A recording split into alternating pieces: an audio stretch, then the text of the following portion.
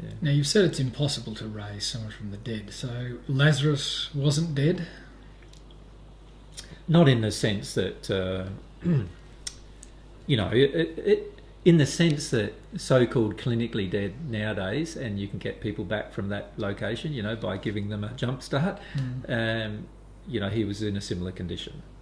He wasn't dead in the sense that the silver cord had been broken. The silver cord is the joining between the spirit body and the material body, and if that breaks, it's impossible to bring someone back from that location. So once that cord breaks, then the person is always going to be a spirit. Also, I didn't have any feelings about death because I knew what death was. It was just a transition into another life. And because I spoke to spirits regularly about the life they led, I knew what kind of life it was. I could see it.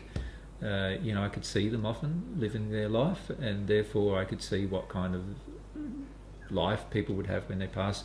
So I didn't see death as as an enemy like people do today, or people did that in the first century as well. They viewed it as their enemy. So even your own death, I've heard you describe that you actually didn't suffer. No, Mary suffered far more than I suffered in my own death. There was some physical pain, but you can detune from physical pain through the process of, regulation from your soul. And while you're in a state of love, you can actually completely detune from physical pain. You don't have to experience any physical pain at all. So I didn't experience much physical pain at all in the process. My body was exhausted though, so there was a state of exhaustion because of the amount of blood that I'd lost. But it wasn't a painful experience. It was just an exhausted experience.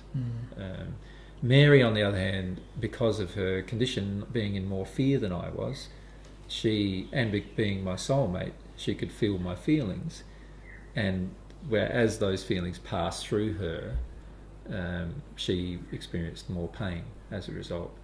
So she actually experienced more pain at my death than I did. Now, you weren't hung on a cross. It was a stake, you said. Yeah, I was hung in the Jewish way, which was basically a vertical pole.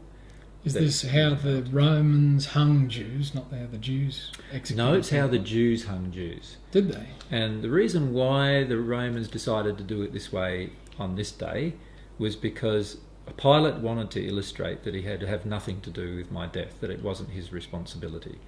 So normally what a Roman would do would hang him on a cross like they would normally do, but and you'd die over a long period of days using that method of death. Usually it was quite a number of days. Many survived up to 3 days hanging like that before they died.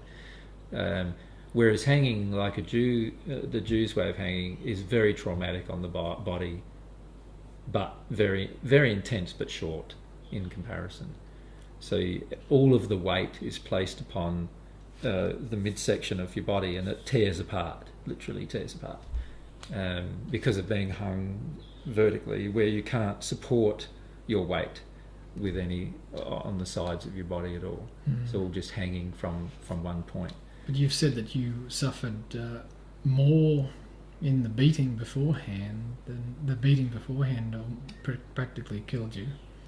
Yeah, the beating beforehand was pretty bad. It's very similar to what's depicted in the movie that Mel Gibson made, The Passion. I haven't seen it. And so the beating beforehand was pretty bad. They used whips with nails and hooks in them. So the skin would be pulled apart in layers, quite often quite down to the bone.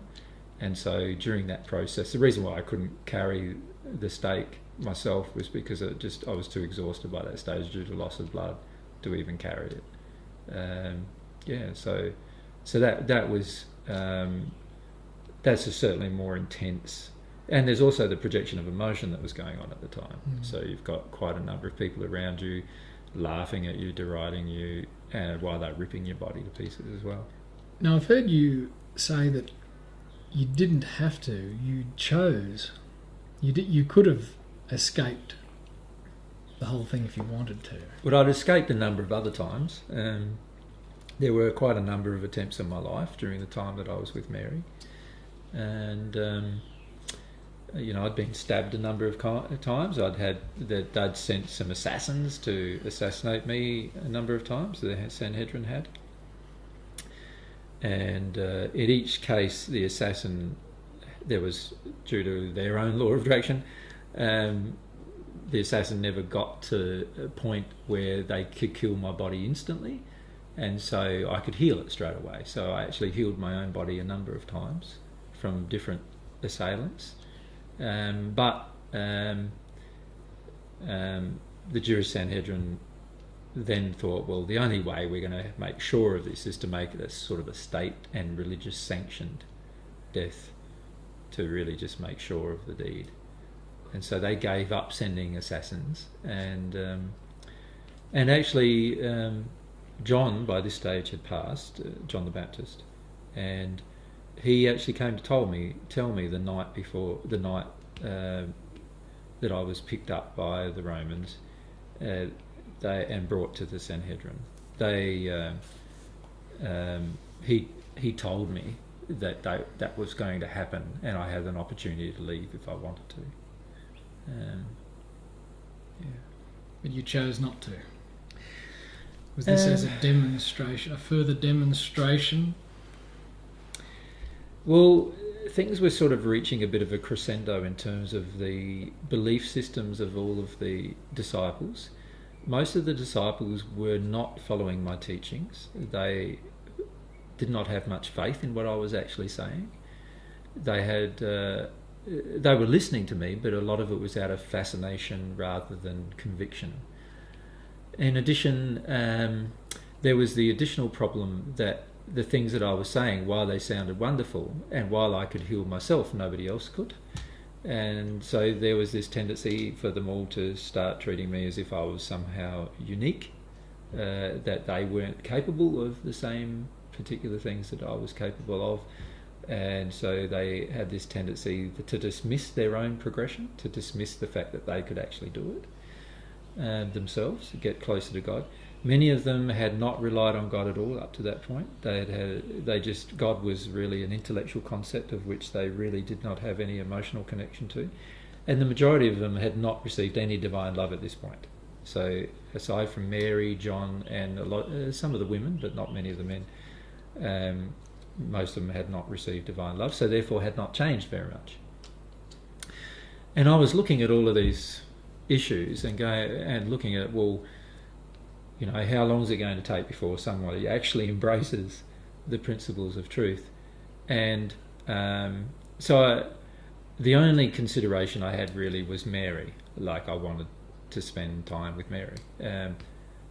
That was the only reason why I healed myself on previous occasions, because I really wanted to spend more time with Mary.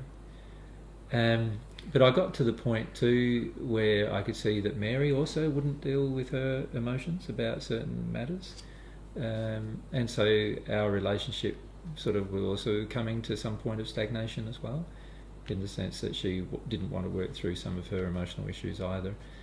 And so it really got to the point now where I was left with the decision, well, what's the next thing I do to help everybody go through a process that they need to go through but they don't want to go through, or they're not choosing to go through. And I could see that night, and the reason why I prayed a lot that night with God is I could see that my death would possibly accomplish more than my staying alive. And